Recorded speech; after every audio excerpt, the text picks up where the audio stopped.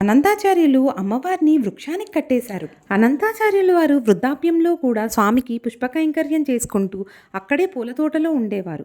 ఒక రోజున వెంకటేశ్వర స్వామి అమ్మవారు అనంతాచార్యులు వారిని పరీక్షిద్దామని చెప్పి రాజదంపతుల రూపంలో ఆ తోటకు వచ్చారు. ఆ తోటకు వచ్చి అక్కడ ఉన్న పూలన్నీ స్వామివారు కోసేసి అమ్మవారికి అలంకరించేశారు. అవి చూడగానే అనంతాచార్యుల వారికి కోపం వచ్చి పరుగు పరుగున వచ్చి వాళ్ళిద్దరినీ పట్టుకోవాలనుకున్నారు.